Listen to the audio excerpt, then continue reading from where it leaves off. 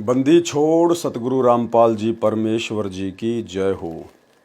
परम पिता परमात्मा सारी सृष्टि के रचनहार कुल मालिक असंख्य ब्रह्मांडों के स्वामी जगत गुरु तीनों लोकों में प्रवेश करके सबका भरण पोषण करने वाले राजाधिराज आत्माधार नाथों के नाथ देवों के देव महादेव सर्वेश्वर महेश्वर मृत्युंजय अजरो अमर आदि अनादि सनातनी प्रभु जगत पिता जगदीश्वर श्री श्री 1008 की उपाधि के वास्तविक अधिकारी अकाल मूर्त सौद स्वरूपी राम वासुदेव सर्वगतम ब्रह्म परम पूज्य परम संत परम पुरुष परम धनी परम दयालु सत्य कबीर हक्का कबीर अल्लाहु अकबर बाखबर अल्लाह ताला जगत के तारणहार जगत के मुक्तिदाता जगत के जगन्नाथ हारे के सहारे हिंदुओं के राम मुसलमानों के अल्लाह सिखों के वाहिगुरु ईसाइयों के मसीह दया के सागर दया निधि करुणा के सागर करुणा निधि स्वयंभू परिभू संकट मोचन कष्ट हरण मंगल करण दुख भंजन अविगत कबीर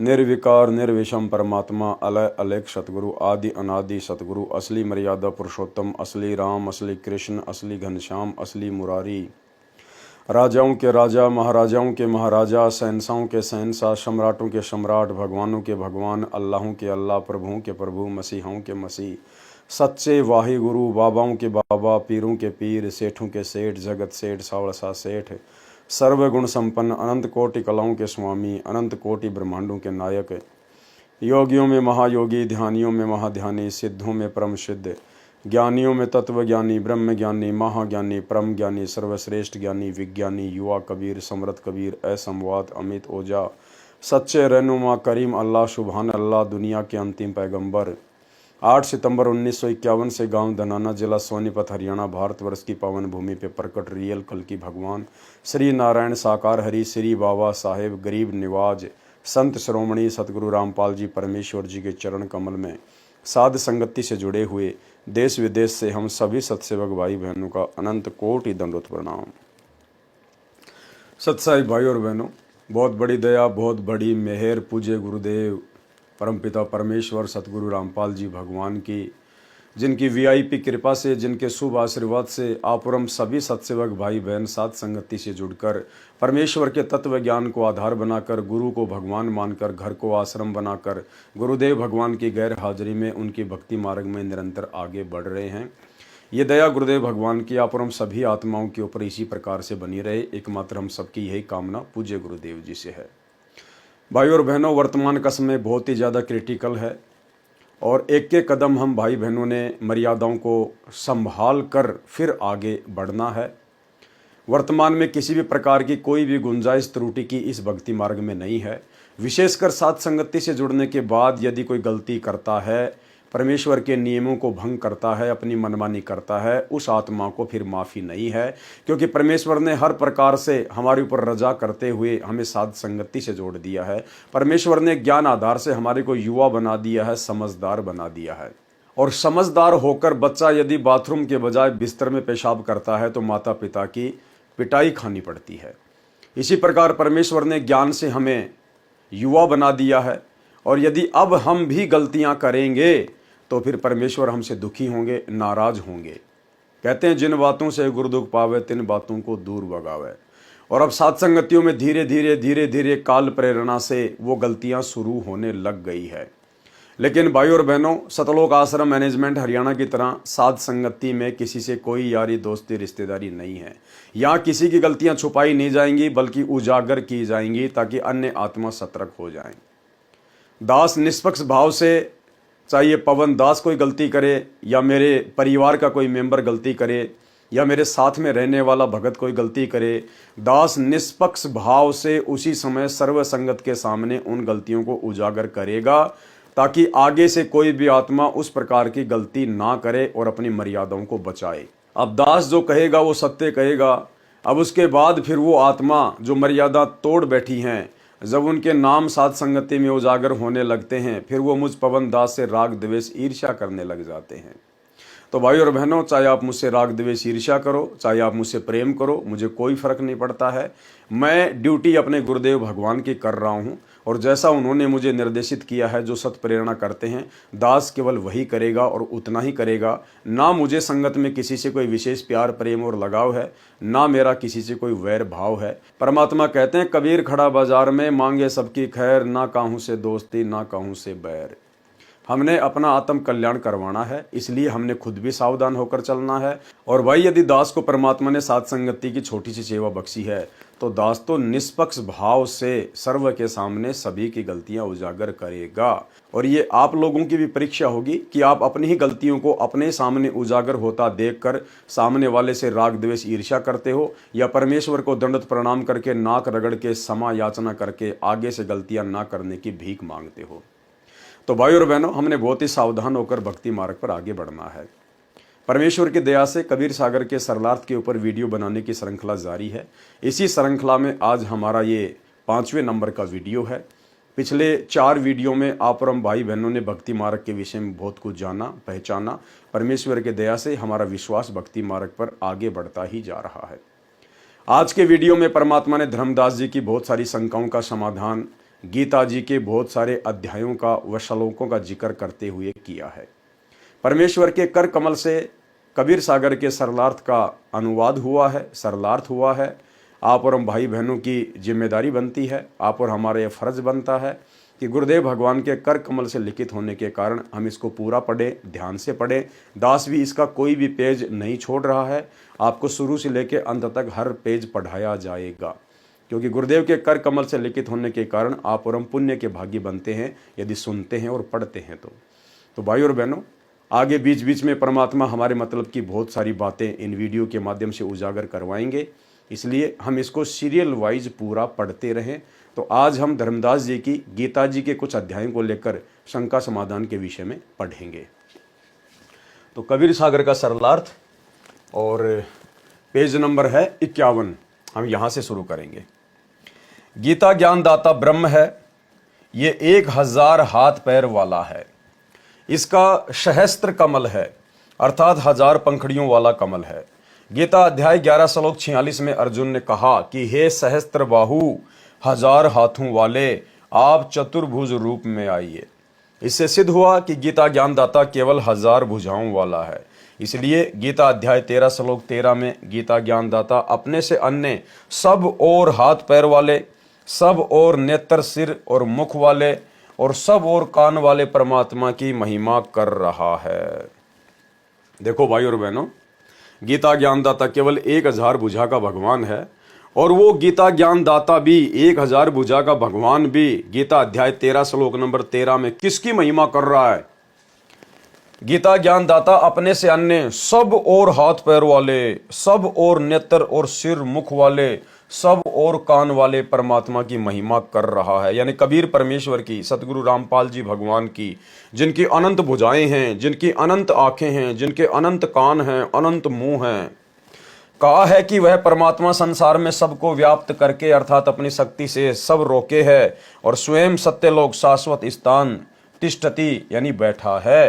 यानी परमात्मा पूरी सृष्टि को रचकर और अपने वचन से सृष्टि के हर क्रिया को, हर कर्म को बांध कर उसके बाद अपने सतलोक में आराम से बैठा हुआ है। स्पष्ट हुआ कि गीता ज्ञानदाता से अन्य समर्थ परमात्मा है, यानी गीता ज्ञानदाता काल से अन्य एक समर्थ भगवान है। वही सब संसार का संचालन पालन करता है।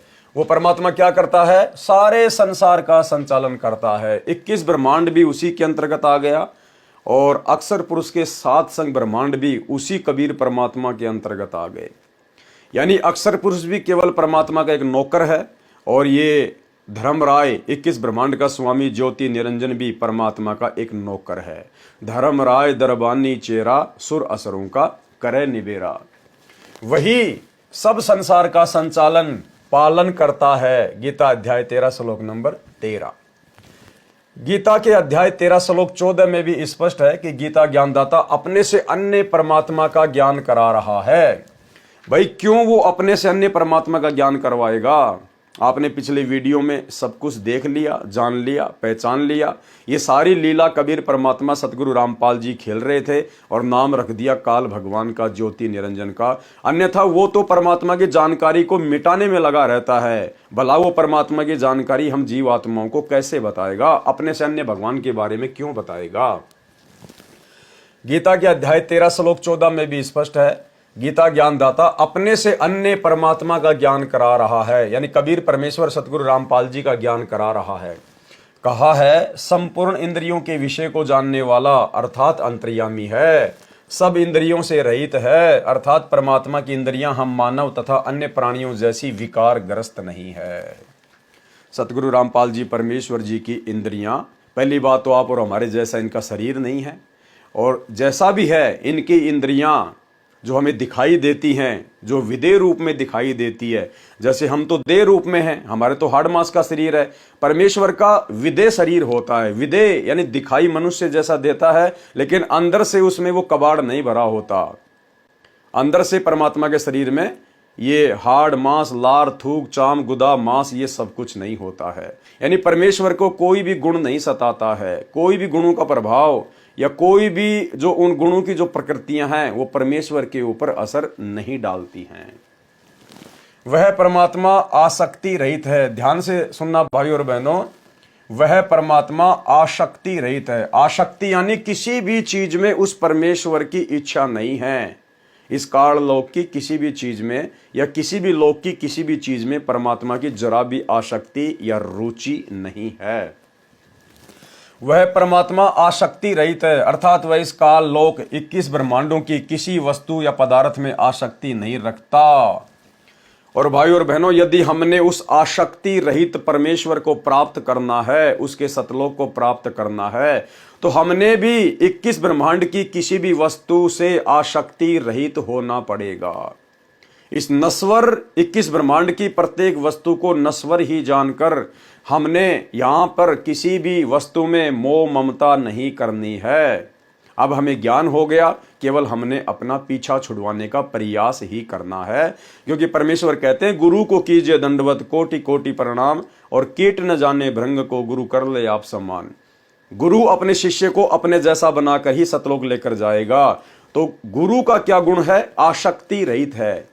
21 ब्रह्मांड की किसी भी वस्तु में गुरु की कोई आसक्ति नहीं है। इसी प्रकार हमने भी यदि अपने गुरु को प्राप्त करना है, उस आसक्ति रहित परमेश्वर को प्राप्त करना है, उसके परम धाम को प्राप्त करना है, तो हमने भी इस नश्वर लोक में जीते जी यहाँ की किसी भी चीज में आसक्ति नहीं बनानी है कि ये मेरा है ही नहीं, ये मेरा है ही नहीं, मैं कुछ सतलोक से लेकर आया ही नहीं, ये तो नश्वर है, नष्ट होने वाला है। हमने तो अमर सतलोक प्राप्त करना है, हमने तो सतलोक में आसक्ति लगानी है जहां हम परमानेंट रहेंगे। वह परमात्मा आसक्ति रहित है, अर्थात वह इस काल लोक 21 ब्रह्मांडों की किसी वस्तु या पदार्थ में आसक्ति नहीं रखता, क्योंकि उस परमेश्वर का सत्यलोक इस काल के क्षेत्र से असंख्य गुना उत्तम है। क्योंकि परमेश्वर का जो सतलोक है उसमें सर्व सुख है, सर्व पदार्थ हैं, अविनाशी पदार्थ हैं। इसलिए हमने यहां से आसक्ति हटाकर अपने सतलोक में लगानी है। इसलिए वह परमात्मा आसक्ति रहित कहा है। वही सबका धारण पोषण करने वाला है। यही प्रमाण गीता अध्याय 15 श्लोक 17 में भी है। वह परमात्मा निर्गुण है, परंतु सगुण होकर ही अपना महत्व दिखाता है। इसको थोड़ा ध्यान से पढ़ने की आवश्यकता है भाई और बहनों। वह परमात्मा, कौन परमात्मा? कबीर परमात्मा निर्गुण है, परंतु सगुण होकर ही अपना महत्व दिखाता है। यानी परमेश्वर आत्माओं को विशेष लाभ कब देता है? जब वो परमात्मा सतगुरु रूप में धरती पर प्रकट होता है, निर्गुण से सरगुण रूप धारण करता है। उदाहरण के लिए जैसे आम का पेड़ आम के बीज या गुठली में निर्गुण अवस्था में होता है। एक आम का पेड़ आम की गुठली से ही बनता है, आम के बीज से ही बनता है।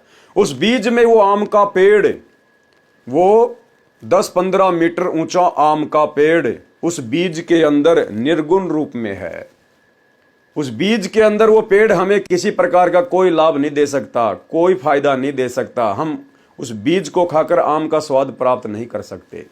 लेकिन जब उस बीज को जमीन में बीजा जाता है, उसके बाद धीरे धीरे उससे पौधा बनता है, फिर पेड़ बनता है और वो सगुण रूप में आ जाता है। उस बीज के अंदर जो आम का पेड़ था निर्गुण रूप में, फिर उस विधि से फिर वो सरगुण रूप में आ जाता है।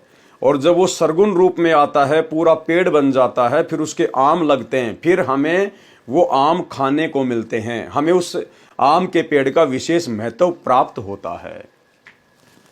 उदाहरण के लिए जैसे आम का पेड़, आम के बीज गुठली में निर्गुण अवस्था में होता है, उस बीज को जब बीजा जाता है तब वह पौधा फिर पेड़ रूप में सरगुण होकर अपना महत्व प्रकट करता है। परंतु परमात्मा सत्यलोक में सरगुण रूप में बैठा है, क्योंकि परमात्मा ने अपने वचन शक्ति से सर्व सृष्टि रचकर विधान बनाकर छोड़ दिया। और भाई और बहनों, जहां तक दास की बुद्धि काम कर रही है, यहां पर यह प्रिंट करवाते समय थोड़ा सा मिसप्रिंट हो गया है। परंतु परमात्मा सत्यलोक में सरगुण रूप में, सतलोक में गुरुदेव ने बताया कि परमात्मा निर्गुण रूप में रहता है। निर्गुण रूप में गरीब निर्गुण सरगुण एक है, दूजा ब्रह्म विकार, निर्गुण साहिब आप है और सरगुण संत विचार। तो जहां तक दास की बुद्धि काम कर रही है, यहां पर निर्गुण होना चाहिए, परंतु वह परमात्मा सत्यलोक में निर्गुण रूप में बैठा है, क्योंकि परमात्मा ने अपने वचन शक्ति से सर्व सृष्टि रचकर विधान बनाकर छोड़ दिया। उस परमात्मा के विधान अनुसार सर्व प्राणी तथा नक्षत्र बनते बिगड़ते रहते हैं, जीव कर्मानुसार जन्मते मरते रहते हैं। परमात्मा को कोई टेंशन नहीं है। परंतु जब परमात्मा पृथ्वी पर प्रकट होता है, उस समय सर्व गुणों को भोगता है। जैसे आम के वृक्ष को तो निर्गुण से सरगुण होने में बहुत समय लगता है, परंतु परमात्मा के लिए समय सीमा नहीं है। वे तो क्षण में निर्गुण, अगले क्षण में सरगुण हो जाते हैं। यानी एक सेकंड में परमात्मा सतलोक से धरती पर सतगुरु रूप में प्रकट हो जाता है। सतलोक में निर्गुण रूप में रहता है और यहां एक क्षण में प्रकट होकर सरगुण रूप धारण कर लेता है। उस परमेश्वर की कोई समय सीमा नहीं है।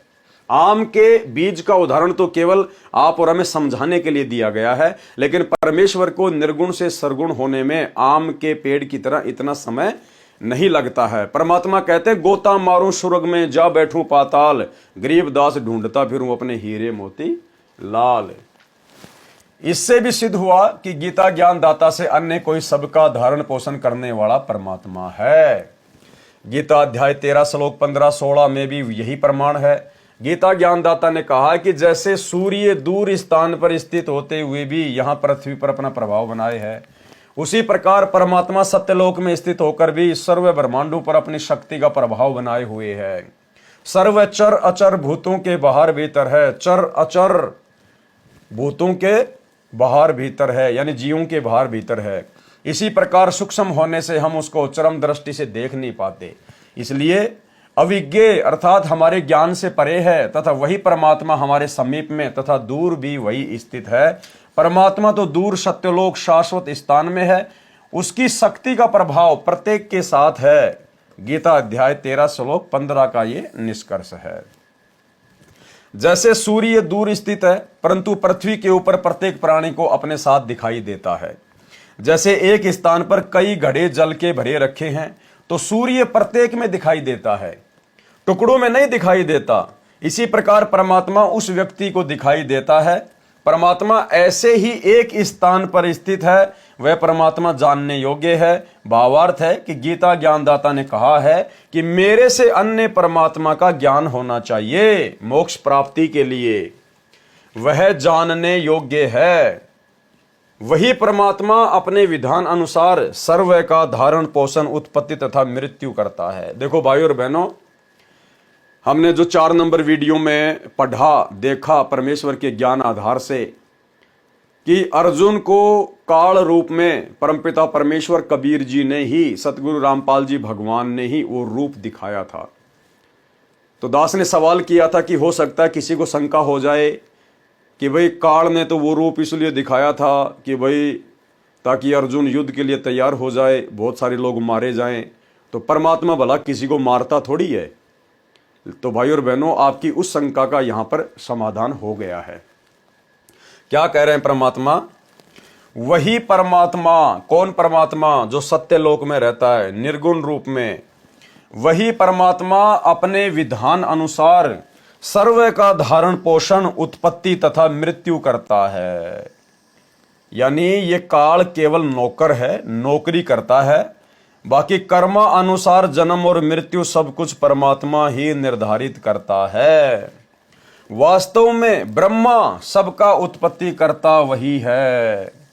यानी जो लोग काल के पुत्र ब्रह्मा को मानते हैं कि ब्रह्मा जी प्रजापति है, ब्रह्मा जी सृष्टि की उत्पत्ति करता है, तो क्या कह रहे हैं गुरुदेव भगवान कि वास्तव में असल में ब्रह्मा सबका उत्पत्ति करता वही है। वास्तव में विष्णु सबका धारण पोषण करने वाला वही है। कौन? कबीर परमात्मा। और वास्तव में शंकर अर्थात सबका संहार करने वाला, सबको मारने वाला भी वही परमात्मा है। यानी भाई और बहनों, सारे खेल ये परमात्मा के ही किए हुए हैं और सारे खेल परमात्मा ही करता है। इसीलिए परमात्मा कहते हैं कि सारे खेल हमने किए और जो हमसे मिले वो निश्चय जिए। परमात्मा कहते हैं यहाँ सारे कार्य ब्रह्मा विष्णु महेश के रूप में, काल के रूप में, दुर्गा के रूप में, अक्षर पुरुष के रूप में, सारे कार्य परमात्मा ही करता है और नाम उनका बना रहता है। सारे काम हमने किए और हमसे मिले वो निश्चय जिए। हमसे मिले यानी जो उस कबीर परमात्मा की शरण में आ जाता है, जब वो भगवान सतगुरु रूप में धरती पर प्रकट होता है, उस समय जो उसकी शरण में आ जाता है, जो उससे मिल लेता है, उसके ज्ञान को समझ लेता है, भक्ति करता है, फिर वो निश्चय जिए, फिर वो सतलोक चला जाता है, फिर वो कभी नहीं मरता, हमेशा जीवित रहता है, अमर हो जाता है। वही परमात्मा अपने विधान अनुसार सभी का धारण पोषण, उत्पत्ति तथा मृत्यु करता है। वास्तव में ब्रह्मा सबका उत्पत्ति करता वही है। वास्तव में विष्णु सबका धारण पोषण करने वाला वही है। वास्तव में शंकर सबका संहार करने वाला वही है। अन्य ब्रह्मा विष्णु तथा शंकर तो केवल एक ब्रह्मांड के कर्ता धर्ता है, परंतु वह परमात्मा तो सर्व ब्रह्मांडों का ब्रह्मा विष्णु तथा शंकर रूप में अकेला ही है। जैसे भारतवर्ष में केंद्र का भी गृह मंत्री होता है तथा राज्यों में भी गृह मंत्री होते हैं। इससे सिद्ध हुआ कि गीता ज्ञानदाता ने अपने से अन्य समर्थ परमात्मा की महिमा बताई है। गीता ज्ञानदाता से अन्य कोई पूर्ण परमात्मा है? गीता अध्याय 13 श्लोक 16, गीता अध्याय 13 श्लोक 17 में गीता ज्ञानदाता ने अपने से अन्य परमात्मा की महिमा कही है, जो इस प्रकार है। वह दूसरा परमात्मा परम ब्रह्म सब ज्योतियों का भी ज्योति है, अर्थात सर्व प्रकाश स्रोत है। उसी अन्य समर्थ परमात्मा की शक्ति से सब प्रकाशमान है। काल क्या कह रहा है कि मेरे से अन्य कोई और परमात्मा है जो समर्थ है, जो सभी प्रकाशों का स्रोत है, और उसी अन्य समर्थ परमात्मा की शक्ति से सब कुछ चलायमान है, सब कुछ संचालित हो रहा है। और उस परमात्मा का प्रकाश सर्व से अधिक है, यानी सबसे ज्यादा नूर है उस परमात्मा का। उसकी शक्ति का कोई वार न पार नहीं है। वह परमात्मा माया से अति परे कहा जाता है। वास्तव में निरंजन वही है। निरंजन यानी माया रहित परमात्मा तो वास्तव में कबीर भगवान सतगुरु रामपाल जी हैं। जो गीता ज्ञान दाता है, यह माया सहित ज्योति निरंजन कहा जाता है। जो काल है ये तो माया सहित है, ये तो माया में लिप्त है। और जो कबीर भगवान है वो वास्तव में माया रहित है, निरंजन है। और ये काल को कहते हैं ज्योति निरंजन, और परमात्मा को कहते हैं निरंजन, निरंजन माया रहित। और काल क्या है? ज्योति निरंजन, ये माया सहित परमात्मा है। वह परमात्मा ज्ञान का भंडार है, वह जानने योग्य है, यानी उस परमात्मा को जानना चाहिए, उसकी पहचान करनी चाहिए। वह ज्ञान गम्यम तत्व ज्ञान द्वारा प्राप्त होने योग्य है। इस गीता अध्याय 13 श्लोक 17 में मूल पाठ में ज्ञानम ज्ञेयम ज्ञान गम्यम लिखा है, जिसका भावार्थ है कि ज्ञानम जो ज्ञान परमात्मा स्वयं पृथ्वी पर प्रकट होकर तत्व ज्ञान अपने मुख कमल से बोलता है, इसलिए वह ज्ञान रूप है, अर्थात ज्ञान का भंडार है। देखो भाइयों और बहनों, बिल्कुल स्पष्ट कर दिया है। गुरुदेव भगवान अपने मुख से इतना खुलकर नहीं बताएंगे, क्योंकि परमात्मा ज्ञान से अपनी पहचान करवाना चाहते हैं। और परमेश्वर ने यहां अपने विषय में खुलकर बताने में कोई कमी नहीं छोड़ी है कि तत्वदर्शी संत कौन होता है, तत्व ज्ञान कौन देता है, कौन दे सकता है। जो ज्ञान यानी जो तत्व ज्ञान परमात्मा स्वयं, परमात्मा कबीर जी खुद ही पृथ्वी पर प्रकट होकर तत्व ज्ञान अपने मुख कमल से बोलता है, यानी कबीर परमात्मा ही तत्व ज्ञान को अपने मुख कमल से धरती पर प्रकट होकर बोलते हैं। तो वर्तमान में उसी तत्व ज्ञान को 8 सितंबर 1951 से धरती पर प्रकट होकर कौन बोल रहा है? सतगुरु रामपाल जी परमेश्वर जी बोल रहे हैं। तो कौन हुए सतगुरु रामपाल जी परमेश्वर? स्वयं परमेश्वर हुए, कबीर भगवान हुए, अविनाशी अजरो अमर परमात्मा हुए। जो ज्ञान परमात्मा स्वयं पृथ्वी पर प्रकट होकर तत्व ज्ञान अपने मुख कमल से बोलता है, इसलिए वह ज्ञान रूप है, अर्थात ज्ञान का भंडार है। वह परमात्मा ज्ञेयम, ज्ञान ज्ञेयम उसी तत्व ज्ञान से जानने योग्य है तथा उसी तत्व ज्ञान से प्राप्त करने योग्य है। वह परमात्मा सभी प्राणियों के हृदय में स्थित है, जैसे सूर्य दूर स्थान पर होते हुए भी प्रत्येक घड़े के जल में दिखाई देता है। वह उन घड़ों में नहीं है, परंतु घड़ों के ऊपर अपना प्रभाव रखता है, उष्णता देता है। सूक्ष्म वेद में कहा है कि ब्रह्मा विष्णु शिव रे झुमकरा, नहीं सब बाजी के खंभ सुनो रे झुमकरा। कि ब्रह्मा विष्णु महेश ये आधार नहीं है, सर्व ठाम सब ठोर रे झुमकरा, सकल लोक भरपूर सुनो रे झुमकरा। वो परमात्मा कबीर, वो परमेश्वर ही सर्व ठाम यानी सब जगह पर, हर स्थान पर वो परमात्मा ही विद्यमान है। सकल लोक, सभी लोकों में उस परमात्मा की शक्ति भरपूर है। यही प्रमाण गीता अध्याय 18 श्लोक 61 में भी है। कहा है कि हे अर्जुन, शरीर रूप यंत्र में आरूढ़ हुए संपूर्ण प्राणियों को अंतर्यामी परमेश्वर अपनी माया अर्थात अपनी शक्ति से उनके कर्म अनुसार भ्रमण करवाता है। यानी ये जो आत्मा है, ये जो शरीर छोड़कर फिर दूसरे शरीर में जाती है, फिर तीसरे शरीर में जाती है, तो वो परमात्मा ही कर्म अनुसार इस जीव आत्मा को भ्रमण करवाता है, कर्म अनुसार अर्थात संस्कारों के अनुसार अच्छी बुरी योनियों में घुमाता है। वही सर्वशक्तिमान परमात्मा सर्व प्राणियों के हृदय में स्थित है, अर्थात विराजमान है। इसी प्रकार परमेश्वर की महिमा गीता अध्याय 13 श्लोक 17 में कही है। इससे सिद्ध हुआ कि गीता ज्ञानदाता ने अपने से अन्य पूर्ण परमात्मा की महिमा कही है। गीता अध्याय 13-17 का ये निष्कर्ष है। गीता अध्याय 13 श्लोक 18 में गीता ज्ञानदाता ने कहा है कि इस प्रकार क्षेत्र अर्थात शरीर, ज्ञानम तत्व ज्ञान और ज्ञेयम अर्थात जानने योग्य परमात्मा की महिमा मैंने संक्षेप में कही है। मेरा भगत पहले मुझे ही सर्वेस्वा जानकर मुझ पर आश्रित था, वह इस तत्व ज्ञान के आधार से मेरे भाव अर्थात मेरी शक्ति से परिचित होकर तथा उस समर्थ की शक्ति से परिचित होकर उपपदते उसके उपरांत भक्ति करके उसी भाव को प्राप्त होता है। गीता अध्याय 13 श्लोक 18। इसी प्रकार गीता अध्याय 13 श्लोक 19 में गीता ज्ञानदाता ने अपने से अन्य पुरुष अर्थात परमात्मा की महिमा कही है। कहा है कि प्रकृति और पुरुष दोनों ही अनादि हैं, प्रकृति और पुरुष दोनों ही अनादि है। यहां पर प्रकृति से तात्पर्य सतलोक की प्रकृति से है, जिसको पराशक्ति परानंदनी महान प्रकृति कहा जाता है। लेकिन जो सतलोक की प्रकृति है वो स्त्री रूप में नहीं है, वो परमेश्वर की शक्ति है। परमेश्वर की शक्ति का नाम है पराशक्ति परानंदनी। उसी शक्ति से परमेश्वर ने सतलोक में सर्व रचना की थी और सर्व ब्रह्मांडों को परमेश्वर ने रचा। और यहां की जो प्रकृति है 21 ब्रह्मांड की, ये है दुर्गा, ये स्त्री रूप है। कहा है कि प्रकृति और पुरुष दोनों ही अनादि हैं। पुरुष हो गया कबीर भगवान जो कि सतलोक में है, पुरुष यानी परमात्मा, और प्रकृति यानी उनकी शक्ति परानंदनी पराशक्ति जिससे परमात्मा सर्व ब्रह्मांडों को रचता है। दोनों ही अनादि हैं। यहां पर प्रकृति पुरुष का अर्थ पूर्ण परमात्मा है, ये दोनों अनादि हैं। इस प्रकृति का भावार्थ दुर्गा स्त्री रूप की तरह स्त्री रूप प्रकृति से नहीं है। जैसे सूर्य है तो उसकी प्रकृति उष्णता भी साथ ही है, यानी सूरज और सूरज की जो गर्मी है, जो उष्णता है यानी उसकी शक्ति। इसी प्रकार सत्य पुरुष तथा उसकी प्रकृति अर्थात शक्ति दोनों अनादि हैं। इस प्रकार विकार तथा तीनों गुण जिससे उत्पन्न हुए वह अन्य प्रकृति है। ये जो विकार और तीनों गुण जिससे उत्पन्न हुए हैं, कहते हैं वो तो दूसरी प्रकृति है, उसका नाम है दुर्गा, उससे उत्पन्न हुए हैं, ऐसा जान। गीता अध्याय 7 श्लोक 4 व 5 में 2 प्रकृति कही हैं, एक जड़ और दूसरी चेतन दुर्गा देवी। यहां पर दूसरी प्रकृति दुर्गा कही है। गीता अध्याय 13 श्लोक 19 का यह सारांश है। गीता अध्याय 13 श्लोक 20 में भी अन्य पुरुष यानी परमात्मा का वर्णन है। गीता प्रेस गोरखपुर से प्रकाशित गीता के इस श्लोक के अनुवाद में पुरुष का अर्थ परमात्मा होता है। गीता अध्याय 13 श्लोक 20 का भावार्थ अनुवाद देखें गहरी नजर गीता में, जो हमारी वेबसाइट पर देखी व डाउनलोड की जा सकती है। वेबसाइट का नाम है www.jagatgururampalji.org। गीता अध्याय 13 श्लोक 21 में भी अन्य पुरुष यानी परमात्मा का वर्णन है।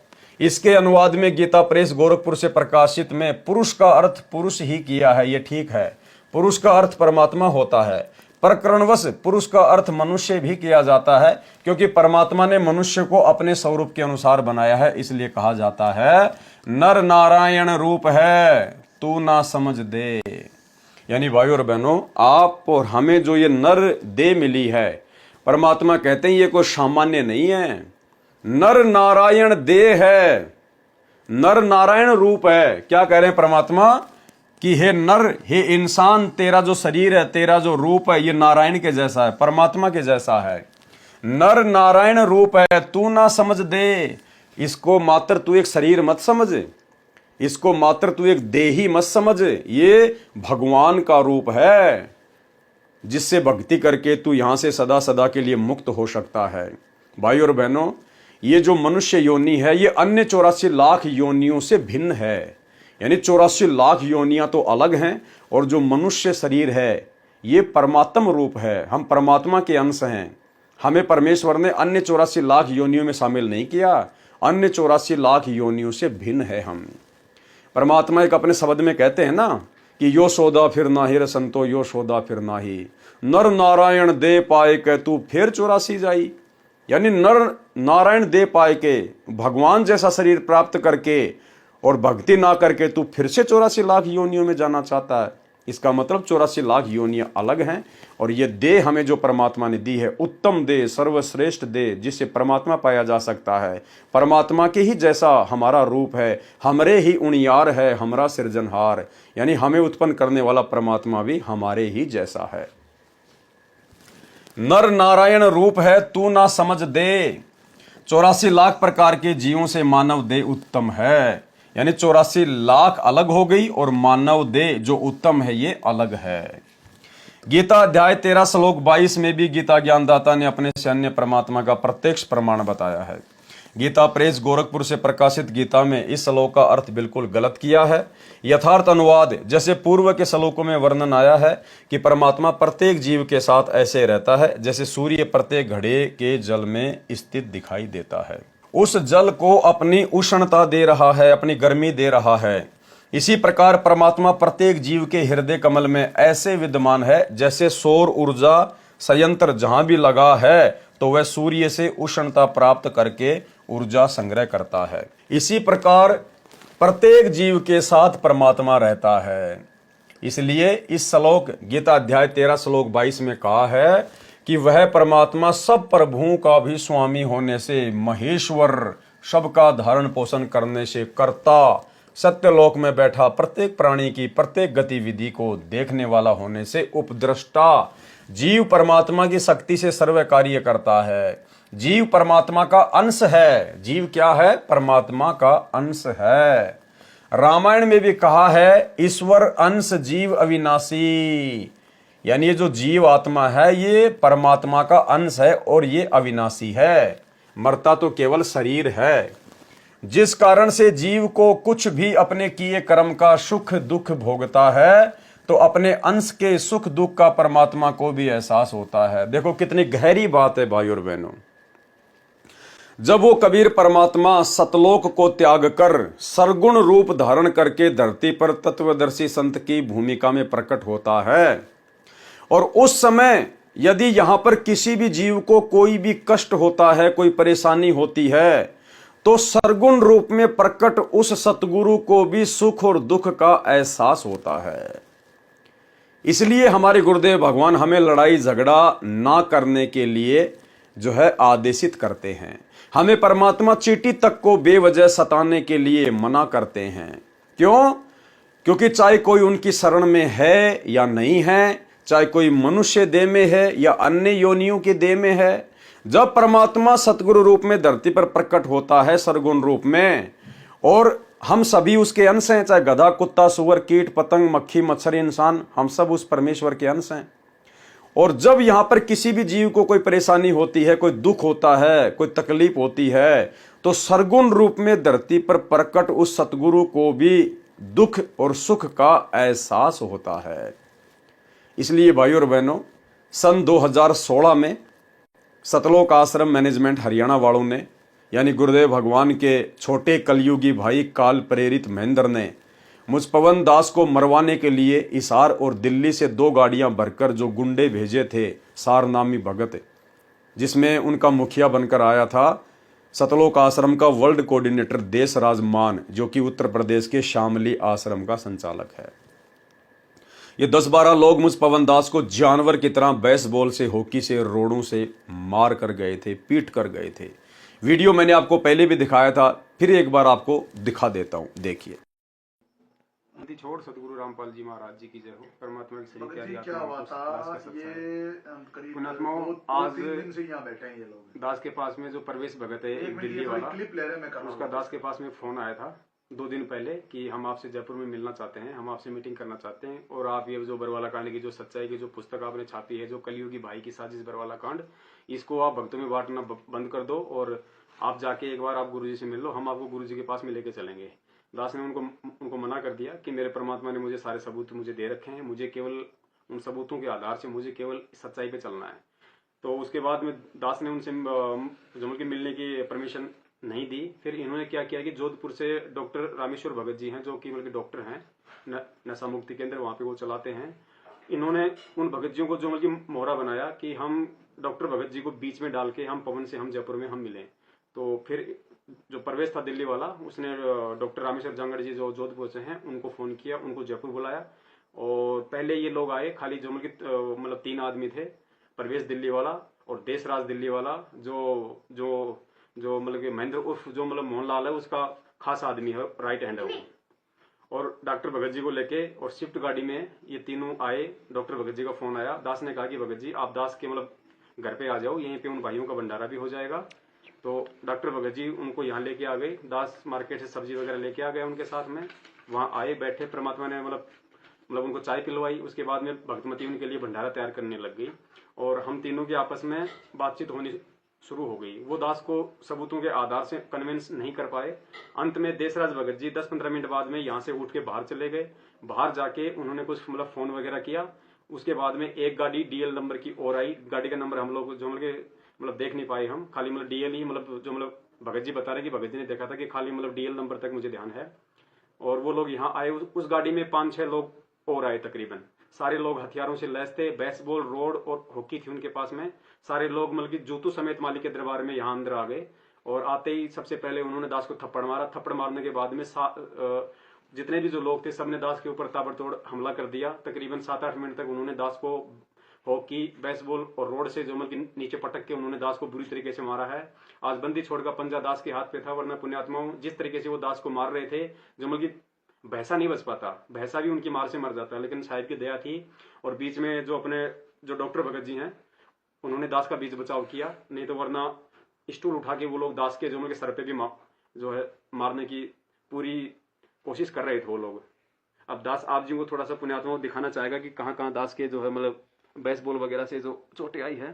पुण्यात्मा यहाँ उन लोगों ने मारा है, पीछे कुछ हो सकता है पीठ पे भी दास की चोटें पड़ी हों। दूसरा इस तरफ यहाँ पे उन्होंने पूरा दास को बेसबॉल वगैरह से मारा है। नीचे भी लो। और उसके बाद में यहाँ देखिए पुण्यात्माओं, ये पैर दास का यहाँ से सूज रहा है, ये थोड़ा सा ऊपर ले बेटा, हाँ जी, यहाँ से इन्होंने किया है अच्छी तरीके से बेसबॉल से। उसके बाद में यहाँ पे इन लोगों ने मारा है, जहाँ जहाँ उनको मन में आया उस तरीके से पुण्यात्माओं उन लोगों ने दास के साथ में जानवर जैसा व्यवहार किया है। और जो डॉक्टर भगत जी हैं आप देखिए, उनका भी मतलब होठ जो है ऊपर से टूटा हुआ है, उनके भी वहां पे चोटें आई मतलब बचाव के दौरान। इधर लग गया भाई। पुण्यात्माओं, आप सभी मालिक के पुण्यात्माओं से दास की प्रार्थना है कि ये सत्का मार्ग है। हमें इस मनवस जो मैनेजमेंट है उसकी किसी भी प्रकार की गिदड़ बबकी से हमें बिल्कुल नहीं डरना है। परमात्मा का मार्ग सत्य का है पुण्यात्माओं। विश्वास रखना, यकीन रखना, अंत में जीत सत्य की होगी। सत्य को परेशानी से गुजरना पड़ता है, उसको कसौटियों से गुजरना पड़ता है। और जिन गद्दारों ने, जिन मनवस लोगों ने हमारे सतगुरुदेव जी को जेल में बैठा दिया, उनके साथ में गद्दारी कर दी, तो पुण्यात्मा आप और हमारे को कैसे वो लोग छोड़ेंगे। और इसका नमूना आप जी ने अच्छी तरीके से देख लिया है। परमात्मा दया करें, दास अभी थाने में जाके FIR करके आ गया है, क्योंकि इन लोगों ने भक्तमती को और दास के बच्चों को एक अलग से कमरे में जो कि बंद कर दिया था और उनको धमकी दी थी कि यदि आवाज निकाली तो हमारे से बुरा कोई नहीं होगा, जान से मार देंगे। उसके बाद में ये लोग दास के ऊपर हमला करने लगे। जब दास ने चिल्ला के अपने पड़ोसियों को आवाज लगाई तो पुण्यात्मा 10 मिनट बाद उसके बाद ये लोग यहाँ से निकले हैं। और दास अभी थाने में जाके डॉक्टर भगत जी के साथ में FIR करके आ गया है। सुबह दास का मेडिकल होगा, उसके बाद जैसे परमात्मा दया करें तो दास की सर्वसंगत से हाथ जोड़कर प्रार्थना है, पुण्यात्माओं ये सत का मार्ग है। आप ऐसी हरकतें इन लोगों की, वो सारनामी लोग थे वो जितने भी आए थे पुण्यात्माओं, आप इनकी हरकतों को देखो, आप इनके चाल चलन को देखो पुण्यात्माओं। हमें केवल सच्चाई की जो मतलब मार्ग पे चलना है। आप जी से निवेदन है, किसी भी तरीके से तन मन धन से आप इन मनवश लोगों का सहयोग जो बिल्कुल ना करें पुण्यात्मा। हमारा यही पैसा और हमारा यही शारीरिक सहयोग गुरु जी को फंसाने में ये लोग काम में ले रहे हैं उल्टा। जैसे आपकी मर्जी, जैसे आपको परमात्मा प्रेरणा करें। दास परमात्मा कुत्ता है, कुत्ते का काम पुण्यात्मा केवल भौंकना है, संदेश देना है। दास सतगुरुदेव जी के आशीर्वाद से जब तक दास के प्राण है पुण्यात्मा, दास ही सत्य भक्ति मार्ग से बिल्कुल नहीं हटेगा। क्योंकि परमात्मा ने दास को समझा रखा है कि बेटा तुमने तो क्या कुर्बानियां दी है, तुम क्या कुर्बानियां दे सकते हो। पहले जो पुण्य आत्माएं थी, जो मंसूर जैसी थी, जो ईसा मसीह जैसे थे पुण्यात्मा, उनका तो शरीर का कतरा कतरा उन मनवश लोगों ने काट फेंका था, लेकिन उन्होंने कभी उन्होंने जो मतलब सत्य के साथ में रहे, झूठ के आगे कभी वो झुके नहीं। तो पुण्यात्मा हम तो असली बंदी छोड़ के बच्चे हैं और साक्षात परमात्मा ने अपने शरण में लिया है। तो दया करें पुण्यात्मा, जैसा आप जी को प्रेरणा करें आप जी वैसा करें। सत साहिब जय वो बंदी छोड़ की। तो भाई और बहनों, मैं भी उसी परमेश्वर का अंश हूं, उसी परमेश्वर का बच्चा हूं और उसकी शरण में आने के बाद उसके लिए विशेष महत्व रखता हूं। हम सभी भाई बहन जो परमेश्वर की शरण में आ चुके हैं, गुरुदेव भगवान की शरण में आ चुके हैं, हम अन्य प्राणियों से परमेश्वर के लिए विशेष महत्व रखते हैं। और उनकी शरण में आने के बाद यदि फिर उनके भगत को कोई मारता है या पीटता है, जानवरों जैसा सलूक करता है, तो भाई और बहनों, परमेश्वर के इस लेख के अनुसार उन्होंने उस जीवात्मा को नहीं पीटा, उस भगत को नहीं पीटा, उन्होंने अपने सतगुरुदेव भगवान की पिटाई की है। क्योंकि जब सतगुरु का भगत पिटता है, दुख उठाता है, तो सतगुरु को भी सुख और दुख महसूस होता है। तो वो सोचे कि हम तो पवनदास की पिटाई करके आ गए, लेकिन उन्होंने तो अपने बाप की पिटाई कर डाली, अपने गुरुदेव भगवान को सताया है, अपने गुरुदेव को दुखी किया है। और जो अपने गुरु को दुखी करता है, जो अपने गुरु भाई बहनों को दुखी करता है, उनकी पिटाई करता है, परमात्मा के संतों को जो सताता है, उसके विषय में परमेश्वर ने फिर क्या बताया। तो अपने अंश के सुख दुख का परमात्मा को भी एहसास होता है।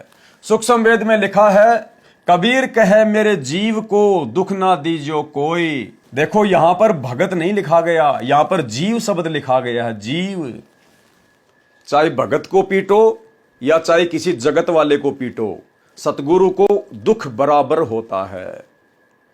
कहते हैं कबीर मेरे जीव को दुख ना दीजियो कोई, और भगत दुखाए मैं दुखी मेरा आपा भी दुखी होए। परमात्मा कहते हैं अगर मेरे भगत को कोई दुखी करेगा तो परमात्मा कहते हैं मैं भी बराबर दुखी होता हूं, मुझे भी उस दुख का बराबर एहसास होता है। तो सोचिए भाई और बहनों, ऐसी निकम्मी आत्माओं के साथ में आने वाले समय में क्या बनेगी, जो वर्तमान में इन आश्रमों के संचालन बनकर घूम रहे हैं, जो वर्ल्ड कोऑर्डिनेटर बनकर घूम रहे हैं, जिन लोगों ने मुझ पवन दास के साथ में दुर्व्यवहार किया, परमेश्वर को दुखी किया। कबीर कहे मेरे जीव को दुख ना दीजियो कोई, भगत दुखाए मैं दुखी मेरा आपा भी दुखी होए। और आपको एक छोटा सा सत्संग गुरुदेव भगवान का सुनाते हैं। सतयुग में राजा अमरीश को जब दुर्वासा जी ने दुखी किया तो फिर दुर्वासा ऋषि के साथ में क्या बनी, और अंत में दुर्वासा ऋषि को राजा अमरीश के पैर पकड़ने पड़े, माफी मांगनी पड़ी। उसके बाद गुरुदेव भगवान ने बताया कि इसी प्रकार मान लीजिए आप दो भगत हैं, दोनों ने उपदेश ले रखा है, एक भगत कुछ नहीं कहता और दूसरा उसको नाजायज परेशान करता है, तो जिस भगत को नाजायज मारा जा रहा है, पीटा जा रहा है, परेशान किया जा रहा है, उस भगत की तो परमात्मा रक्षा करेगा, और जो भगत को दुखी करता है उसका परमात्मा आने वाले समय में बक्कल उतारेगा, बक्कल। साध वचन पलटे नहीं, चाहे पलट जाए ब्रह्मांड। सुनिए गुरुदेव भगवान का सत्संग। इसमें एक बहुत बड़ा नियम है प्रभु का कि सबसे ज्यादा हमें अधीन रहना होगा। आप दो भक्त हैं, दोनों ने उपदेश ले रखा है और तुम आपस में झगड़ा करते हो और एक भक्त कुछ नहीं कहता, दूसरा उसको नाजायज परेशान करने की चेष्टा करता है, तो परमात्मा उस जो भक्त की रक्षा करेगा। और वो भी बेशक भक्त है, जो बेमतलब बकवाद करके दूसरे को तंग कर रहा है भक्त को, तो उसको हानि पहुंचाएगा, जबकि दोनों भक्त ही है। तो भाई और बहनों, आने वाले समय में इन बड़े बड़े परम भक्तों के साथ में जिन्होंने बड़ी बड़ी गलतियां कर दी हैं, सात संगतियां रुकवा कर, सात संगत वाले भाई बहनों को मार कर, पीट कर, गाली गलौज करके, उल्टे कुकर्म करके, भक्तों की मर्यादा तोड़वा के, आने वाले समय में इन परम भक्तों के साथ में क्या बनेगी आपकी आंखों के सामने होगा। इसलिए भोक्ता कहलाता है। प्रत्येक प्राणी को गुप्त रूप से उचित राय देता है, जिस कारण से परमात्मा अनुमंता कहलाता है। अब देखो भाई और बहनों, बहुत सारे लोग कहते हैं कि पवन दास को कब आदेश दिया गुरुजी ने कि सात संगतियां शुरू कर, ये वीडियो बना, पुस्तकों के ऊपर वीडियो बना, तेरे को कब आदेश दिया गुरुजी ने? भाई यहां दे रखा है, गुरुजी ने आदेश सबको दे रखा है। प्रत्येक प्राणी को गुप्त रूप से उचित राय देता है, यानी परमात्मा प्रेरणा करके अपना काम करवाता है, जिस कारण से परमात्मा अनुमंता कहलाता है। परमात्मा शब्द का संधि विच्छेद क्या है? परम पलस आत्मा, यानी श्रेष्ठ आत्मा।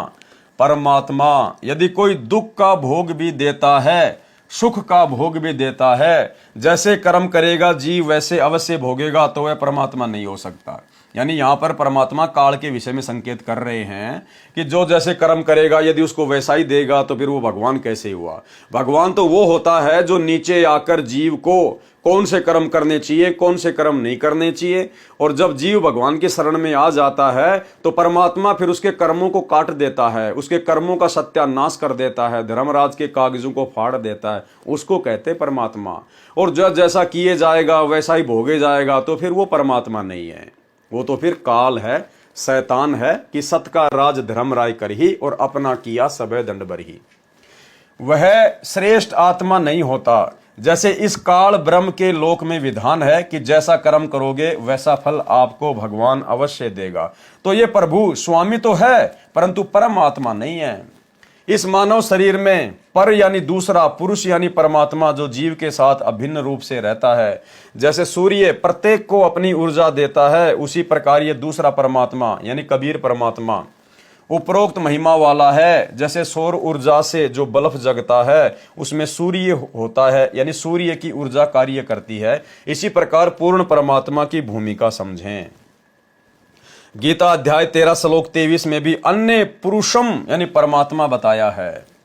कहा है कि जो संत उपरोक्त प्रकार से पुरुषम परमात्मा प्रकृति तथा गुणों सहित जानता है, वह संत साधक सब प्रकार से परमात्मा में लीन वर्तमान में रहता हुआ पुनर्जन्म को प्राप्त नहीं होता, अर्थात उसका पूर्ण मोक्ष हो जाता है।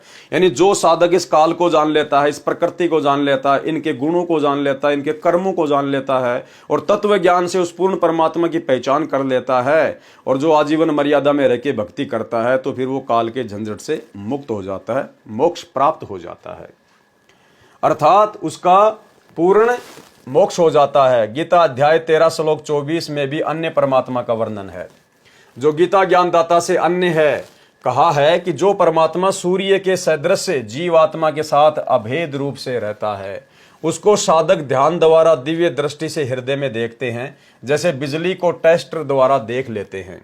अन्य साधक ज्ञान सुनकर विश्वास करके परमात्मा का अस्तित्व स्वीकार कर लेते हैं। यानी परमात्मा की पहचान करने की ये बहुत सारी विधि बताई गई है कि कोई तो अपने घट के अंदर अपनी भक्ति से, अपने ध्यान से परमात्मा को देख लेता है, उसकी शक्ति को देख लेता है, तो वो विश्वास कर लेता है, जैसे बिजली को टेस्टर द्वारा देख सकते हैं।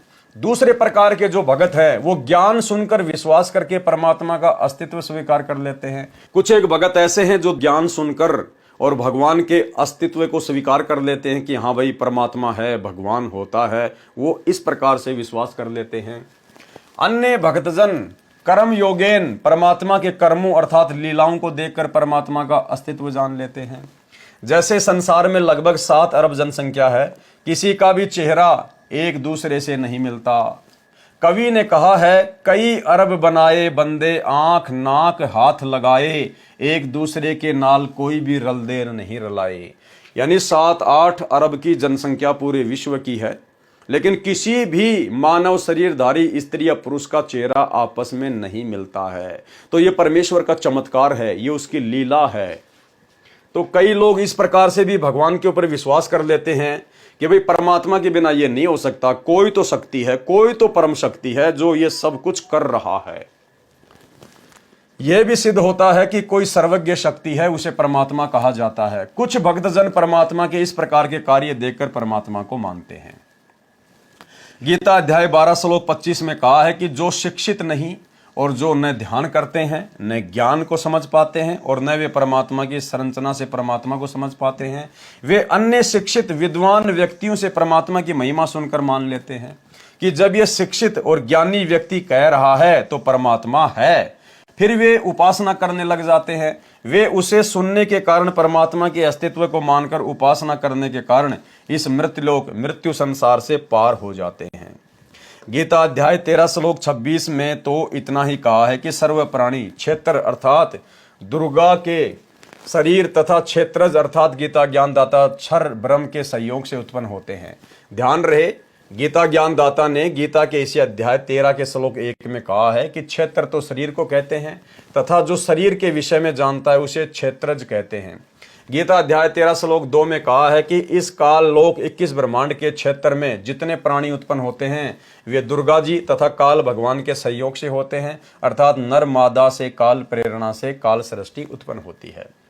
गीता अध्याय 13 श्लोक 27 में अन्य परमेश्वर स्पष्ट है जो गीता ज्ञानदाता से अलग है, भिन्न है।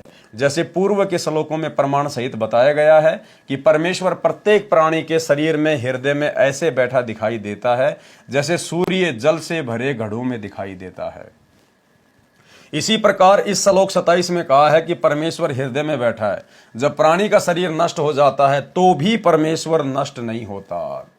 जैसे कोई घड़ा फूट गया, उसका जल पृथ्वी पर बिखर गया और पृथ्वी में समा गया, तो भी सूर्य तो यथावत है। इसलिए परमेश्वर अविनाशी है। जो संत परमात्मा को इस दृष्टिकोण से देखता है वह सही जानता है, वह तत्वज्ञानी संत है। इस श्लोक गीता अध्याय 13 श्लोक 27 में परमेश्वर शब्द लिखा है जिससे भी गीता ज्ञानदाता से अन्य परमात्मा का बोध होता है। आओ जाने परमेश्वर का संधि विच्छेद क्या है। परम प्लस ईश्वर यानी परमेश्वर सर्वश्रेष्ठ भगवान। व्याख्या, ईश का अर्थ है स्वामी प्रभु मालिक, वर का अर्थ है श्रेष्ठ पति। ईश तो गीता ज्ञानदाता है। क्षर पुरुष अर्थात क्षर ब्रह्म जो केवल 21 ब्रह्मांडों का ईश अर्थात भगवान है। ईश्वर कौन है? ईश्वर है क्षर पुरुष से श्रेष्ठ प्रभु, वह केवल 7 संग ब्रह्मांडों का प्रभु है। इसे अक्षर पुरुष तथा परब्रह्म भी कहा जाता है। और तीसरे नंबर पर है परम ईश्वर परमेश्वर। ईश्वर अर्थात अक्षर पुरुष से परम अर्थात श्रेष्ठ है, जो असंख्य ब्रह्मांडों का प्रभु है, उसे परम अक्षर ब्रह्म भी कहा जाता है। गीता अध्याय 8 श्लोक 3 में प्रमाण है। गीता अध्याय 15 श्लोक 16-17 में 3 पुरुषों का वर्णन है। एक है क्षर पुरुष, ये गीता ज्ञानदाता ईश है, तथा अक्षर पुरुष ये ईश्वर है। तथा गीता अध्याय 15 श्लोक 17 में कहा है कि उत्तम पुरुष है, पुरुषोत्तम अर्थात वास्तव में सर्वश्रेष्ठ प्रभु। तो ऊपर के श्लोक गीता अध्याय 15 श्लोक 16 में कहे दोनों क्षर पुरुष तथा अक्षर पुरुष से भिन्न है, उसी को वास्तव में परमात्मा कहा जाता है। वही तीनों लोकों में क्षर पुरुष के 21 ब्रह्मांडों का क्षेत्र काललोक कहा जाता है तथा अक्षर पुरुष के 7 संग ब्रह्मांडों के क्षेत्र को परब्रह्म का लोक कहा जाता है। और ऊपर 4 लोकों सत्यलोक, अलखलोक, अगमलोक तथा अकय लोक का क्षेत्र अमरलोक परमेश्वर का लोक कहा जाता है। इस प्रकार 3 लोकों का यहाँ पर वर्णन है। इन तीनों लोकों में प्रवेश करके सबका धारण पोषण करता है, वह वास्तव में अविनाशी परमेश्वर है।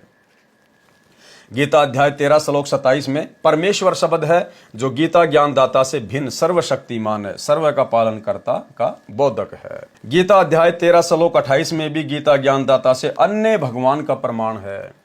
इस श्लोक में ईश्वर शब्द परमेश्वर का बोधक है। जैसे ईश का अर्थ स्वामी, वर का अर्थ श्रेष्ठ, वास्तव में सबका ईश स्वामी तो परम अक्षर ब्रह्म है, वही श्रेष्ठ ईश है।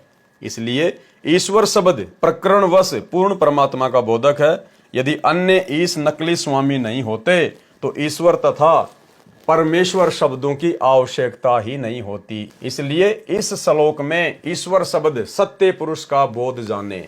गीता अध्याय 13 श्लोक 28 का भावार्थ है कि गीता ज्ञानदाता ने कहा है कि जो साधक सब प्रकार से परमेश्वर को समभाव में देखता हुआ आत्मानम अपनी आत्मा को आत्मना अपनी अज्ञान आत्मा द्वारा नष्ट नहीं करता, अर्थात वह परमात्मा को सही समझकर उसकी साधना करके उससे दूसरी गति अर्थात मोक्ष को प्राप्त होता है, अर्थात वह भगत गीता ज्ञानदाता वाली परम गति जो गीता अध्याय 8 श्लोक 13 में कही है से अन्य गति को प्राप्त होता है।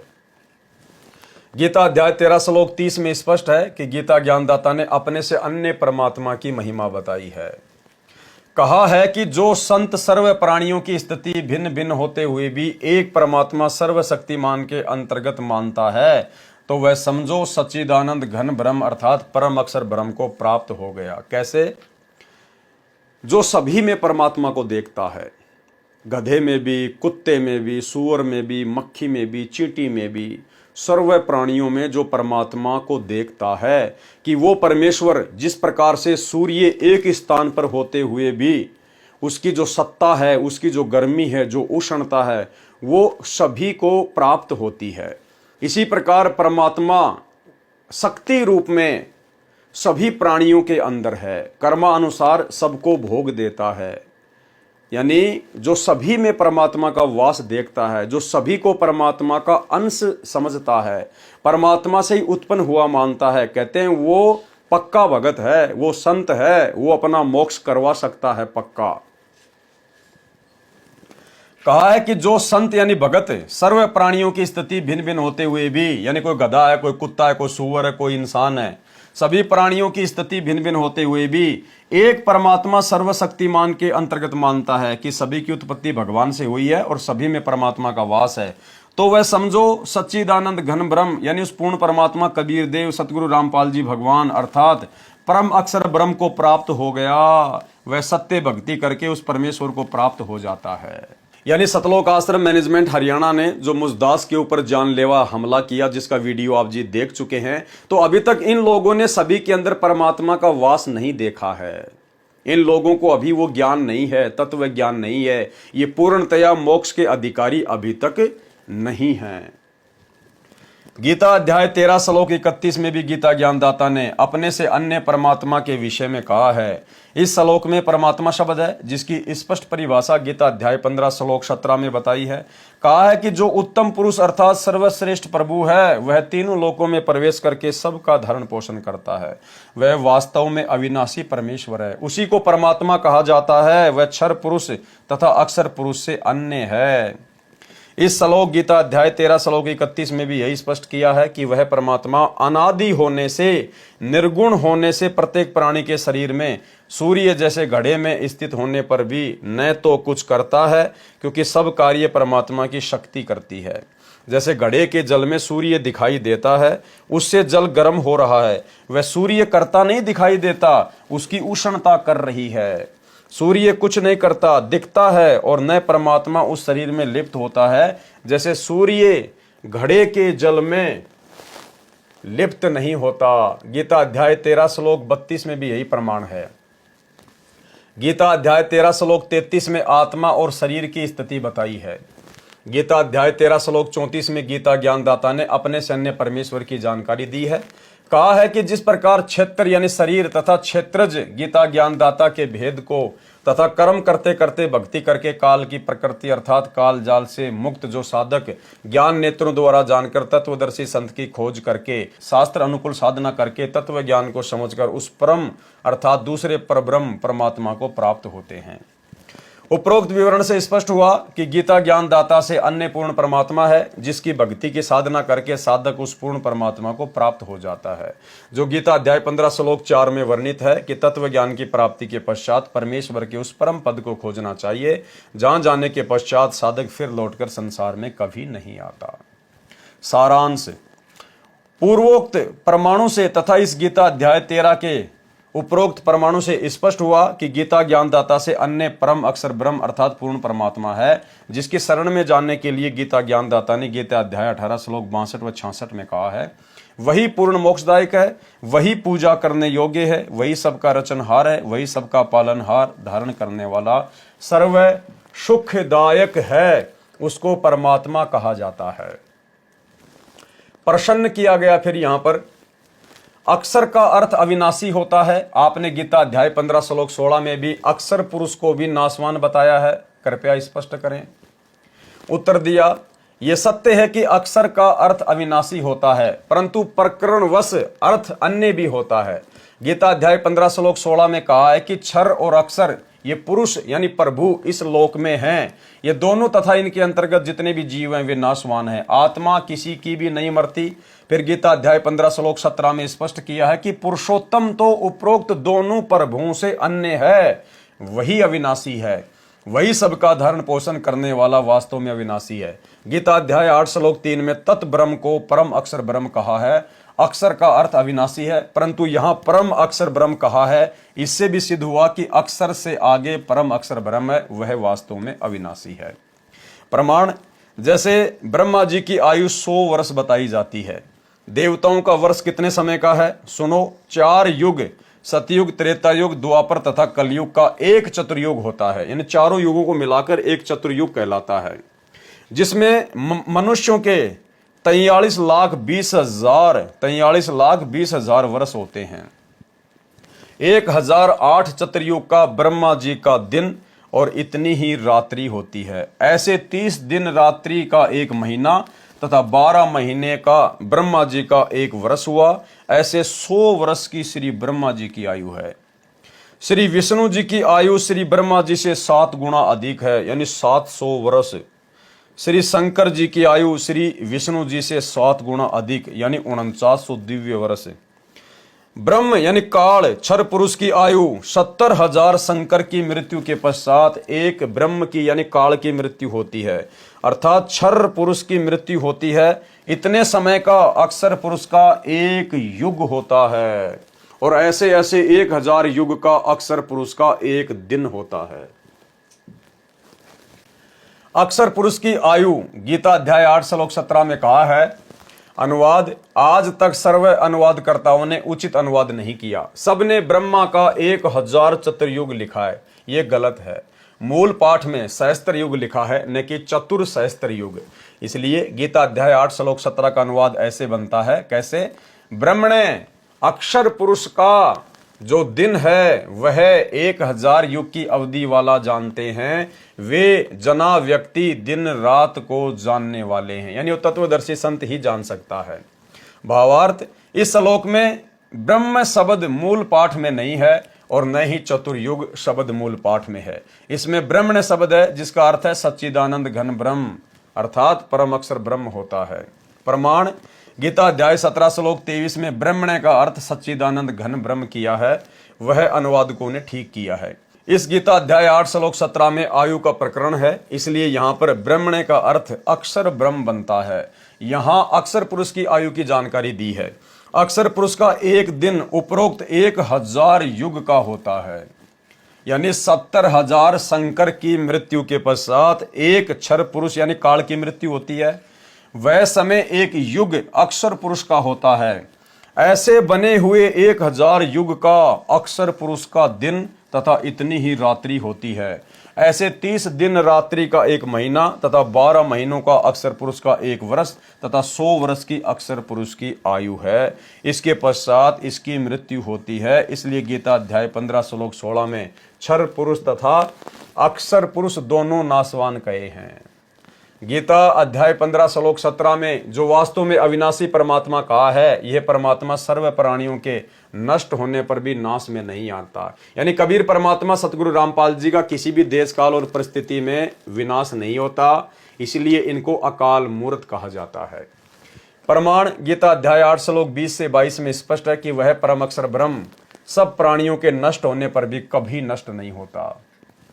उदाहरण, जैसे सफेद मिट्टी के बने कप प्लेट होते हैं, उनका ज्ञान है कि हाथ से छूटे और पक्के फर्श पर गिरे और टूटे, अर्थात नाशवान क्षर हैं।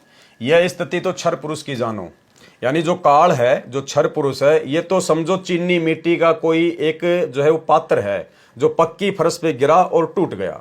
दूसरे नंबर पर अक्षर पुरुष, दूसरे कप प्लेट स्टील यानी लोहे के बने हों, वे बहुत समय उपरांत जंग लगकर नष्ट होते हैं, शीघ्र टूटते व नष्ट नहीं होते। मिट्टी के बने कप प्लेट की तुलना में स्टील के कप प्लेट चिरस्थायी हैं, अविनाशी प्रतीत होते हैं, परंतु है नाशवान। इसी प्रकार स्थिति अक्षर पुरुष की जानो। और तीसरे नंबर पर है परम अक्षर ब्रह्म, कबीर परमात्मा। तीसरे कप प्लेट सोने के बने हों, वे कभी नष्ट नहीं होते, उनको जंग नहीं लगता। ये स्थिति परम अक्षर ब्रह्म की जानो। ये वास्तव में अविनाशी है, इसलिए प्रकरणवश अक्षर का अर्थ नाशवान भी होता है, वास्तव में अक्षर का अर्थ अविनाशी परमात्मा होता है। यानी जहां पर अक्षर शब्द अक्षर पुरुष के लिए आएगा वो तो नाशवान है, और जहां पर अक्षर शब्द परम अक्षर ब्रह्म यानी कबीर जी के लिए आएगा तो वास्तव में अक्षर का अर्थ वहां पर अविनाशी परमात्मा होता है। उदाहरण के लिए गीता अध्याय 8 श्लोक 11 मूल पाठ में अनुवाद है। इस श्लोक में अक्षर का अर्थ अविनाशी परमात्मा के लिए है। वेद विद तत्वदर्शी संत अर्थात वेद के तात्पर्य को जानने वाले महात्मा जिसे अविनाशी कहते हैं। देखो भाई और बहनों, आप लोगों को समझ में आ जाना चाहिए परमेश्वर सतगुरु रामपाल जी भगवान के विषय में कि ये नाशवान है या फिर अविनाशी हैं। आज हमारे गुरुदेव तत्वदर्शी संत की भूमिका निभा रहे हैं, तत्व ज्ञान का प्रचार कर रहे हैं। अब तत्व ज्ञान को जानने वाले तत्वदर्शी महात्मा को यहां पर अविनाशी कहा गया है। क्या कहा गया है? इस श्लोक में अक्षर का अर्थ अविनाशी परमात्मा के लिए है। तत्वदर्शी संत अर्थात वेद के तात्पर्य को जानने वाले महात्मा जिसे अविनाशी कहते हैं। तो आज भाई वेद के तात्पर्य को जानने वाला एकमात्र तत्वदर्शी धरती पर कौन है? सतगुरु रामपाल जी। तो ये अविनाशी परमात्मा है। और वैसे भी गुरुदेव भगवान ने हमें संध्या आरती में गुरुदेव के अंग में बहुत अच्छे से समझा रखा है, लेकिन हम लोग ध्यान नहीं देते। मेरे गुरुदेव भगवान दियो काट काल की फांसी। पहली चौपाई क्या आती है? अवगुण किए घनेरे फिर भी भले बुरे हम थारे। हम किससे अर्ज कर रहे हैं? अपने गुरुदेव भगवान से, क्योंकि हम गुरुदेव के अंग के तहत गुरुजी से प्रार्थना कर रहे हैं। मेरे गुरुदेव भगवान, अवगुण किए घनेरे फिर भी भले बुरे हम थारे, और दास को जान के निपट नादान मोहे बख्श दियो अविनाशी। हम अपने गुरुदेव को अविनाशी कह रहे हैं। और यहां पर भी जिसको तत्व ज्ञान होता है, जो वेद के तात्पर्य को जानने वाला है, तत्वदर्शी संत अर्थात वेद के तात्पर्य को जानने वाले महात्मा जिसे अविनाशी कहते हैं। साधना रत आसक्ति रहित साधक जिस लोक में प्रवेश करते हैं और जिस परमात्मा को चाहने वाले साधक ब्रह्मचर्य अर्थात शिष्य परंपरा का आचरण करते हैं, उस पद को तेरे लिए मैं संक्षेप में कहूंगा। तो यहां पर सतगुरु रामपाल जी भगवान अविनाशी सिद्ध होते हैं। अविनाशी, क्योंकि अविनाशी परमात्मा ही तत्वदर्शी संत की भूमिका निभाकर तत्व ज्ञान को प्रकट करता है। अन्य कोई सतलोक का भेद नहीं बता सकता। इसलिए हम सभी भाई बहनों ने अपने गुरुदेव को ही परम अक्षर ब्रह्म जानकर, अपना इष्ट जानकर, अविनाशी परमात्मा जानकर, उस कागज की दाढ़ी मूछ वाली कबीर जी की समझे जाने वाली फोटो को घर से बाहर कर दिया है। इस श्लोक में अक्षर का अर्थ अविनाशी परमात्मा ठीक है। कबीर जी ने सूक्ष्म वेद में कहा है कि गुरु बिन काहू न पाया ज्ञाना, जो थोता बूछड़े मुड़ किसाना। गुरु बिन वेद पढ़े जो प्राणी, समझे न सार रहे अज्ञानी। हम जो शुरुआती वीडियो था पार्ट नंबर 1, उसमें हम इसका खुलासा कर चुके हैं। फिर धर्मदास जी ने प्रश्न किया जिंदा महात्मा जी से, प्रश्न धर्मदास जी का। गीता अध्याय 4 श्लोक 6 में गीता ज्ञानदाता ने कहा कि मैं अजन्मा और अविनाशी रूप होते हुए भी, समस्त प्राणियों का ईश्वर होते हुए भी अपनी योग माया से प्रकट होता हूं। इसमें श्री कृष्ण जी अपने आप को समस्त प्राणियों का अविनाशी ईश्वर कह रहे हैं, अपने को अजन्मा भी कहा है। तो उत्तर दिया जिंदा महात्मा रूप में कबीर परमात्मा सतगुरु रामपाल जी ने, उत्तर जिंदा परमेश्वर जी का। हे धर्मदास जी, गीता ज्ञानदाता ने कहा है कि जितने प्राणी मेरे 21 ब्रह्मांड में मेरे अंतर्गत हैं, मैं उनका श्रेष्ठ प्रभु अर्थात ईश्वर हूं, ना कि सबका। यही प्रमाण गीता अध्याय 15 श्लोक 18 में भी है। गीता ज्ञानदाता ने कहा है कि मैं लोक वेद यानी सुनी सुनाई बातों के आधार से अपने 21 ब्रह्मांडों वाले लोक में पुरुषोत्तम प्रसिद्ध हूं, भगवान प्रसिद्ध हूं मैं यहाँ, क्योंकि मैं शरीरधारी प्राणियों से तथा अविनाशी जीव आत्मा से भी श्रेष्ठ हूं, जो मेरे अंतर्गत मेरे 21 ब्रह्मांडों में है। वास्तव में पुरुषोत्तम तो कोई अन्य ही है, जिसका वर्णन गीता अध्याय 15 श्लोक 17 में बताया गया है। यानी काल तो केवल अपने 21 ब्रह्मांडों में आप और हम जीवों के ऊपर ही पुरुषोत्तम है, परमात्मा है। सर्व ब्रह्मांडों में पुरुषोत्तम नहीं है। सर्व ब्रह्मांडों में तो कबीर परमात्मा सतगुरु रामपाल जी ही पुरुषोत्तम है। गीता के अध्याय 4 श्लोक 6 में यह कहा है कि मैं अज यानी अजन्मा, अर्थात मैं तुम्हारी तरह जन्म नहीं लेता, मैं लीला से प्रकट होता हूं, जैसे गीता अध्याय 10 में विराट रूप दिखाया था। फिर कहा है कि मेरी आत्मा अमर है। फिर कहा है कि अपनी लीला से उत्पन्न होता हूं। यहां पर उत्पन्न होने की बात है, क्योंकि यह काल भ्रम अक्सर पुरुष के एक युग के उपरांत मरता है। फिर उस समय एक ब्रह्मांड का विनाश हो जाता है, जैसा कि आपने ऊपर के प्रश्न के उत्तर में पढ़ा। फिर दूसरे ब्रह्मांड में सर्व जीव आत्माएं चली जाती हैं, काल ब्रह्म की आत्मा भी चली जाती है, वहां इसको पुनः युवा शरीर प्राप्त होता है। इसी प्रकार देवी दुर्गा की मृत्यु होती है, फिर काल ब्रह्म के साथ ही इसको भी युवा शरीर प्राप्त होता है। यानी भाइयों और बहनों, जब 70,000 ये त्रिलोकीय शंकर भगवान मर जाते हैं, तो उस समय एक काल मरता है, और एक काल के मरते ही एक ब्रह्मांड का पूरी तरह से विनाश हो जाता है। फिर कबीर परमात्मा सतगुरु रामपाल जी अपनी शक्ति से, जैसा उन्होंने विधान बना रखा है, इस काल को और दुर्गा को और इस ब्रह्मांड के सभी प्राणियों को दूसरे ब्रह्मांड में परमात्मा बीज रूप में रख देता है। फिर वहां पर नए प्रकार से सृष्टि होती है।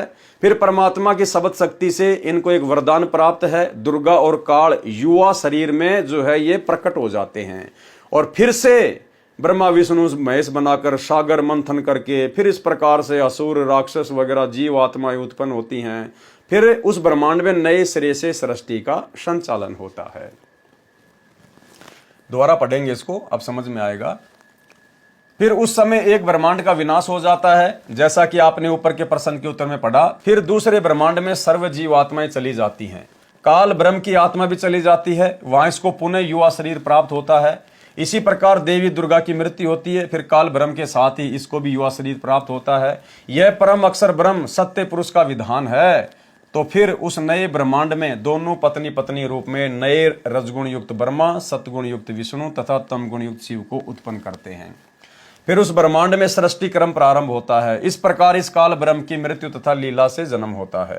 गीता अध्याय 4 श्लोक 9 में भी स्पष्ट है, जिसमें गीता ज्ञानदाता ने कहा है कि मेरे जन्म तथा कर्म अलौकिक हैं। वास्तव में ये नाशवान है, आत्मा सर्व प्राणियों की अमर है।